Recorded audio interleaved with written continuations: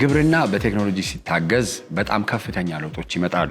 ከዚህም ጎን ለጎን ደግሞ የሚያስፈልጉ ሜካናይዝድ የሆኑ ደግሞ ማሽነሪዎች ወይንም ማሽኖች ሲጨመሩበት ውጤታማነት ብቻ ሳይሆን የምርት መጠንን ለመጨመር ከተለያዩ ደግሞ ተፈጥሯዊና ሰው ሰራሽ አደጋዎችን ለመቆጠብ ወይንም ለማዳን በጣም ትልቅ አስተዋጽኦ አለው። በዛሬው ድክድክ በሀገራችን ውስጥ ካሉ አዲስ ወጣት ስራ ፈጣሪዎች መካከል የተለያዩ አይነት አግሮ ፕሮሰሲንግ ማሽኖችን ሰርቶ ከዲዛይን አንስቶ ሰርቶ ደግሞ ግብርና ላይ እንዴት ነው እሴት ጨምረው ወይም ቫልዩ አድ ጨምረው የሚሰሩ ስራ ፈጣሪዎች ጋር አብሮ የሚሰራ ወጣት ጋር ቆይታ ይኖረኛል። መጀመሪያ ስምን አስተዋውቅ። ሰላም፣ ሶፎንያስ ዳዊት እባላለሁ። እንዝርት ኢንጂነሪንግ የሚባል አግሮ ፕሮሰሲንግ ማሽኖችን ዲዛይን አድርጎ ማኒፋክቸር አድርጎ የሚያቀርብ ስታርታፕ ፋውንደር እና ሲኢኦ ሆኜ እየሰራህ ነው። በጣም አሪፍ። አግሮ ፕሮሰሲንግ ሲባል እንግዲህ እኛ ድሮ ሆራይዘንን ማንሳት እንችላለን፣ መርቲን ማንሳት እንችላለን። ትልልቅ ድርጅቶችን ነው የምናስበው። እንደ ስታርታፕ ደግሞ አግሮ ፕሮሰሲንግ ላይ ቫልዩ አድ ላድርግ ብለህ እንዴት ተነሳ? ትልቅ ነው፣ በጣም ትልቅ ነው። አዎ፣ ግን ደግሞ ትናንሽ ብዙ ችግሮች አሉት። ብዙ ትልልቅ አግሮ ፕሮሰሲንግ የሚባሉ ድርጅቶች አግሪካልቸራል ፕሮዳክቶችን አምጥተው ፕሮሰስ ያደርጉ ማሽነሪዎቻቸው ብሬክዳውን ያደርጋሉ፣ ስፔር ፓርት ያስፈልጋቸዋል። በትንሹና በትንሹ እዚህ ጀምረን ማምረት የምንችላቸው ነገሮች አሉ። እንዝርት ሲጀመር በስፔር ፓርት ፕሮዳክሽን ነበር የጀመረው። ትናንሽ የስፔር ፓርቶችን እዚሁ ባሉ ኢኩዊፕመንቶች፣ በብረቶች፣ በ3D ፕሪንቲንግ እነዛን ስፔር ፓርቶች በማሟላት ነው የጀመረው።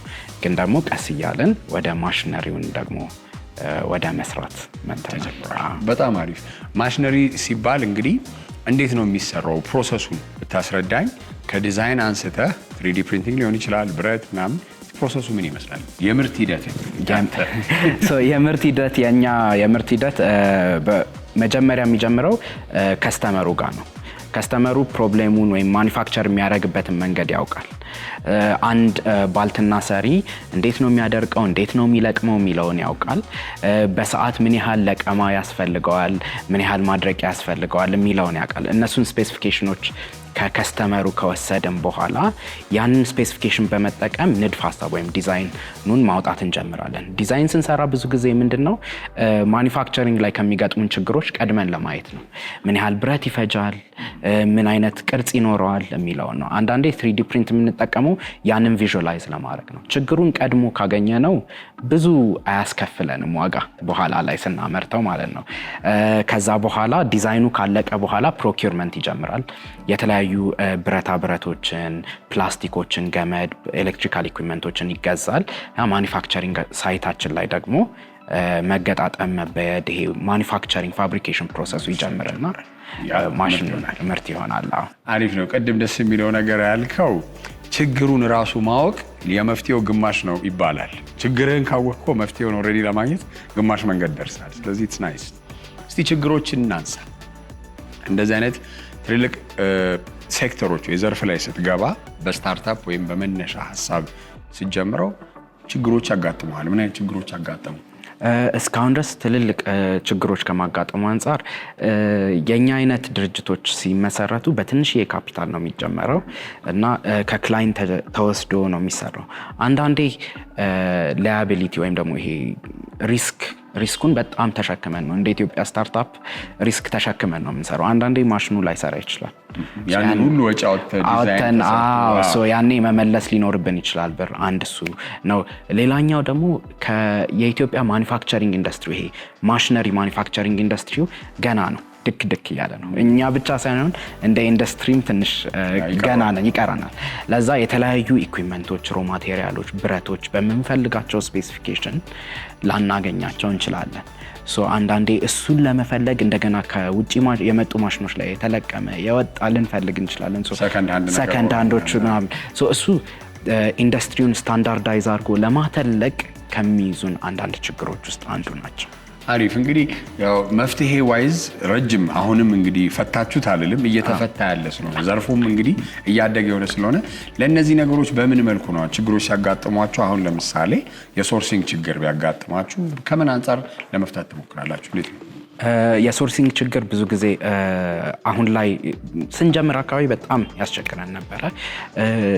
ትልቁ ችግሩን አንደርስታንድ ካረጉ በኋላ የምንጫወትበትን ኮንቴክስት የኢትዮጵያን ኮንቴክስት በደንብ ማጥናት ነው። ብዙ ሰፕላየሮች አሉ።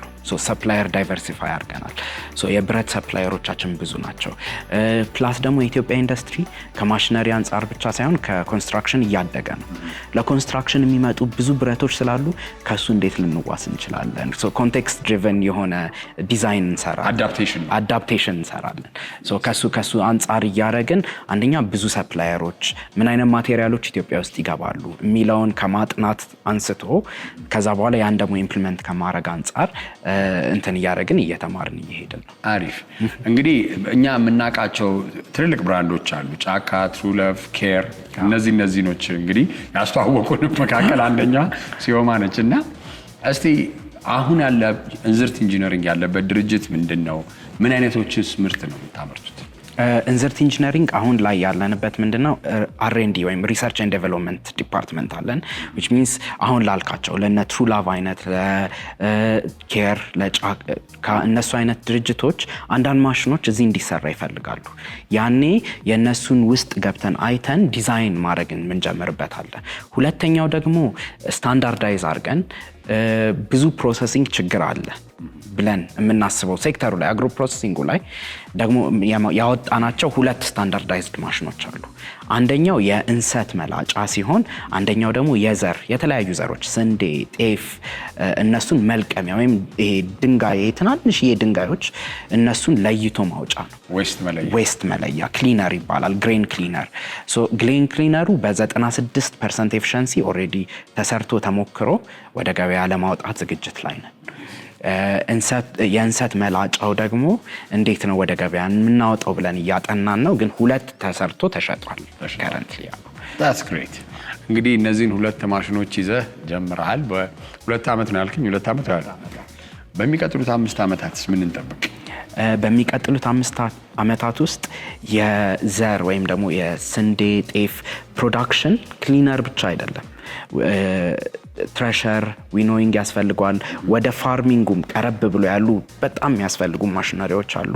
ወደ ፕሮሰሲንጉም ደግሞ ይሄ መፈልፈያው፣ ማጽጃው፣ ከለር መምረጫው፣ ግሬድ ማድረጊያ የተለያዩ ሞር ሶፊስቲኬትድ የሆኑ ማሽኖች አሉ።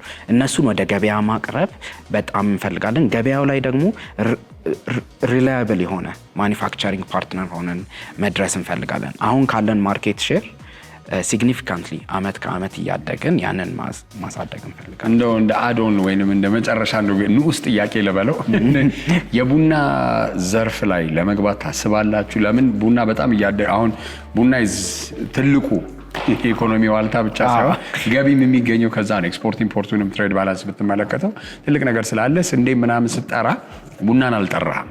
እና እስቲ እንዴት ነው የቡና ነገር ይቆየ ነው ወይስ? አይ ይቆየኝ አይደለም፣ እናስቀምጣት ሰው አይብኝ ነው ከሱ አንጻር ነው እንጂ ቡናን አይተነዋል። ትንሽ የሚያስፈልጉት ማሽነሪዎች ቡና በጣም ኤክስፖርት ድሪቨን ኮሞዲቲ ነው። የሚያስፈልጉት ማሽነሪዎች ደግሞ ያን ያህል ዲማንዲንግ ናቸው። which means ክሊን ኤፊሽንሲ ሬቱ ከ99 በላይ መሆን አለበት። ጥራቱ የማሽኑ ጥራት ብቻ ለምን ኮሞዲቲው ውጪ ሄዶ እንደገና ኤክስፖርት ስታንዳርዱን ሚት ማድረግ ስላለበት የሚያስፈልጉት ማሽኖች ያን ያህል ስታንዳርድ መምታት አለባቸው። ለዛ ትንሽ አቅምን ሰብስብ ብለን ነው እንጂ አይተትተነው አይደለም። በጣም እንግዲህ እንደሚሳካ እንግዲህ ትልቅ የቡና መፈልፈያ ማጠቢያ ምናምን ማሽን ደግሞ ሀገራችን ውስጥ ተመርቶ ማየት ይጀምራል። ቴንክ ዩ በጣም ሶፎንያስ፣ መልካም የሥራ ዘመን፣ በርታልኝ። እንግዲህ የምግብ ዘይት ዋጋ ለምን እንደሚጨምር በተለያዩ አይነት የምርት ሂደቶች ላይ ያሉ ችግሮችን፣ ለነዛ ችግሮች ደግሞ መፍትሄ ሀሳቦች ምን ሊሆኑ ይችላሉ፣ በአጠቃላይ ደግሞ ረከስ ያሉ አማራጮችስ ጤናችን ላይ የሚያስከትሉት ነገር ወይንም ጉዳት ሊያስከትሉ ይችላሉ ተብሎ በጤና ባለሙያዎችና በዳይቲሽኖች ምን ይመስላል የሚለውን ነገር ለማየት ሞክረናል። የዛሬ #ሽቀላ ይህን ይመስል ነበረ። በሚቀጥለው ሳምንት ከምንገናኝ መልካም ጊዜ